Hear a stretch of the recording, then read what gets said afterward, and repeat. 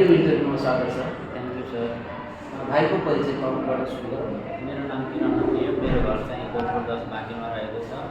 म त्रिभुवन बाँकीमा पढ्छु। भाइले पढ्ने कक्षा कुन हो? मैले 10 कक्षामा पढ्छु। यो स्कुलमा चाहिँ म 3 वर्षदेखि पढ्न लागेको छु। अनि भाइलाई यो स्कुलमा पढ्दै गर्दा भाइको पढाइ कस्तो लागिरहेको छ? मलाई मेरो पढाइ राम्रो लागेको छ। यहाँको सरहरू पनि राम्रो पढाउनुहुन्छ। तिमीले त्यो पढिराख्ने विषयहरूमा पढाइ राम्रो छ भने तिमी विषयहरूमध्ये सबैभन्दा बढी मनपर्ने विषय कुन हो? मलाई मन त सबै पर्छ, तर त्योभन्दा पनि धेरै म्याथ विषय पर्छ। म्याथ विषय मनपर्छ। अनि म्याथ विषयको सर पनि एकदम राम्रो हुनुहुन्छ, राम्रोसँग पढाउनुहुन्छ। म्याथमेटिक्स विषय मन बढी लाग्नुको कारण के होला? म्याथमेटिक्समा अब प्र्याक्टिस हुन्छ, सरहरूले पनि देखाएर प्रोजेक्टहरूमा राम्रो गराउनुहुन्छ, सिकाउनुहुन्छ, बुझाउनुहुन्छ। त्यसो भए म्याथमेटिक्सका विभिन्न ब्रान्चेसहरू छन्, जस्तै अरिथमेटिक भयो, जेकर भयो, जेमेट्री भयो, स्ट्याटिस्टिक्स भयो, त्यसरी म्याथमेटिक्स छ होइन। ती विभिन्न ब्रान्चहरूमा मध्ये भाइलाई तीमध्ये सबैभन्दा धेरै मनपर्ने कुन ब्रान्च हो? मलाई सबभन्दा धेरै मनपर्ने चाहिँ जियोमेट्री हो। किनकि त्यसभित्र अब यसो प्र्याक्टिकल हुन्छ, प्रोजेक्टरमा देखाउनुहुन्छ, जियोमेट्रीमा ट्रायङ्गलहरू यसो हुन्छ।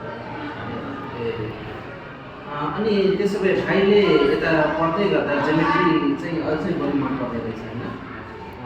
अनि विद्यार्थीहरूले यसमा कतिको रुचि राख्छन् तिम्रो कक्षामा? विद्यार्थीहरू राख्छन्, तर कुनै विद्यार्थीले जियोमेट्रीको सामान ल्याउँदैन।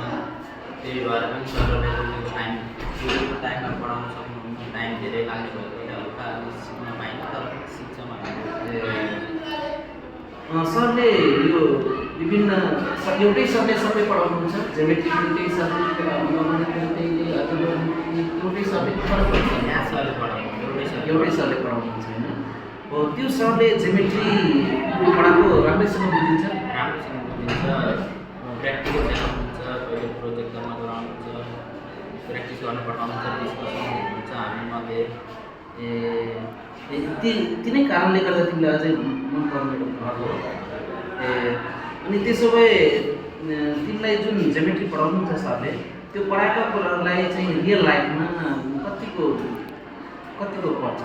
पढाएका कुराहरू चाहिँ तिम्रो रियल लाइफमा कतिको संलग्न भएको जस्तो आभास हुन्छ? संलग्न हुन्छ। अब जस्तै पिरामिडहरू हुन्छन्, फ्रिजमा हुन्छन्, ती ठोस वस्तु ल्याएर देखाउनुहुन्छ सरहरूले हामीलाई। अनि ती कुराहरूले चाहिँ अझै तिमीलाई यो टिचिङमा, त्यसपछि तिम्रो सिकाइमा अझै मनपर्ने रहेछ होइन। अब यो जियोमेट्रीमा चाहिँ धेरै कुराहरू चाहिँ चित्रहरू हुन्छ होला होइन, ड्रइङ गर्नुपर्ने हुन्छ। ती कुराहरूमा चाहिँ जियोमेट्रिक कन्सेप्ट अझै क्लियर हुनको लागि के गर्नुपर्छ होला जस्तो लाग्छ? जियोमेट्रीमा क्लियर हुनको लागि हामीहरूले पनि प्र्याक्टिस गर्नुपर्छ, सरहरूले पढाएको कुरालाई ध्यान दिनुपर्छ। लजिक। अनि यसमा चाहिँ बेसी कुराले के कतिको प्रभाव पार्छ? जियोमेट्री पढाइ हुनको लागि जुन आधारभूत कुराहरू हुन्छ नि, जस्तै तल्लो कक्षामा कुराहरू सिकेका कुराहरू ती कुनै पनि विद्यार्थी सिकेका हुनन् भन्ने सुनिन्छ। ती नसिक्दा कस्तो अप्ठ्यारो हुन्छ? जियोमेट्री पढ्दै गर्दाखेरि कुनै विद्यार्थीहरूमा चाहिँ आधारभूत कुराहरू एकदमै कम भएको जस्तो आभास हुन्छ। ती विद्यार्थीहरू बेसिक कन्सेप्टहरू भएको हुँदैन, जसले गर्दाखेरि पढाइमा अप्ठ्यारो हुन्छ। तिम्रो कक्षामा कस्तो भइरहेछ जस्तो लाग्छ? हाम्रो कक्षामा पनि साथीहरू ध्यान दिन्छन्, तर कुनै साथीहरू यस्ता पनि छन् कि बेसिक कुरा थाहा हुँदैन, त्यसले गर्दाखेरि तिनीहरूलाई पछि पनि अप्ठ्यारो पार्ने भएको हुन्छ। तर सरले सिकाउनुहुन्छ, तिनीहरूले जियोमेट्रिक सामान नलेउने भएर अलिक टाइम लाग्ने भएकाले अलिक सिक्न कम। अब यो जियोमेट्री पढाउने क्रममा सरले विभिन्न किसिमका मेटेरियलहरू अघि तिमीले भन्यौ, जस्तै पिरामिड ल्याउनुहुन्छ, ट्रायङ्गल ल्याउनुहुन्छ होइन, यो ठोस वस्तुहरू देखाएर गर्नुहुन्छ। र यसको साथसाथै यो टिचिङ गर्ने क्रममा टेक्नोलोजीको प्रयोग कति गर्नुहुन्छ? सरले कक्षा कोठामा चाहिँ प्रोजेक्टरको प्रयोग गर्नुहुन्छ, भिडियोहरू देखाउनुहुन्छ, के कस्तो छ? प्रोजेक्टर प्रयोग गर्नुहुन्छ सरले, भिडियो पनि देखाउनुहुन्छ, साथै हामीलाई सिकाउनुहुन्छ, डिस्कसन गराउनुहुन्छ, प्रोजेक्टर लगाउनुहुन्छ। त्यसो भए भिडियो नगरेको अवस्थामा अथवा टिचिङ एड्सहरू प्रयोग नगएको अवस्थामा भन्दा पहिलाको नगर्दाको भन्दा गर्दाको राम्रो हुन्छ कि यो प्रयोग गर्दा राम्रो हुन्छ? पढाइ कुन अवस्थामा राम्रो हुन्छ? प्रयोग नगर्दा भन्दा त प्रयोग गर्दा धेरै नै राम्रो हुन्छ। साथै हामीले घर गएर पनि युट्युबमा हेर्ने गर्छौँ, ल्यापटपमा हेर्ने गर्छौँ, स्कुलमा सिकेको कुराहरूलाई फेरि घर गएर रिभिजन गर्ने गर्छौँ। त्यसले पनि सहयोग बनाएको हुन्छ। अब यो सिकाउने क्रममा केही डिजिटल टुल्सहरू जस्तै यो जियोजेब्रा भयो, डेस्मोस भयो, भर्चुअल एड्सहरू यिनीहरूले सरले तिम्रो प्रयोग गर्नु भएको छ?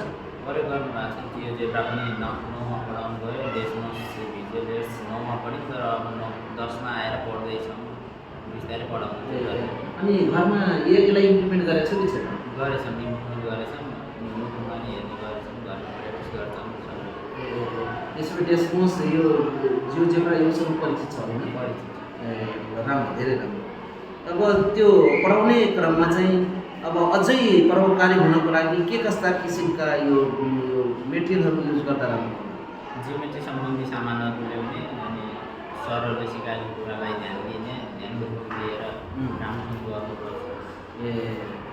अनि अब त्यसको साथसाथै अब सरले त गर्नुहुन्छ, विद्यार्थीले पनि त गर्नु पर्यो होइन र? अब कक्षा कोठामा विद्यार्थीहरू चाहिँ पढाइप्रति कतिको लगनशील छन्, कतिको इङ्गेज छन्, कतिको उनीहरू आफ्नो एक्टिभिटिजप्रति उत्तरदायी छन्, त्यसमा चाहिँ कस्तो छ? तिमी कस्तो छौ वा तिम्रो क्लासमा विद्यार्थीको अवस्था कस्तो छ? म पनि ठिकै छु, पढाइमा राम्रो छु। हाम्रो साथीहरू पनि राम्रै छन्, तर कुनै साथीहरू यस्ता छन् कि पढाइमा ध्यान दिँदैनन्, जियोमेट्री सामानहरू गर्छन्, पढाइतिर धेरै हुँदैन, तर धेरै जसो चाहिँ पढाइमा धेरै राम्रा छन्। यो जियोमेट्री पढ्ने क्रममा के कुराले तिमीहरूलाई अप्ठ्यारो पार्छ जस्तो लागिरहेको छ? के च्यालेन्जेसहरू छ पढ्न?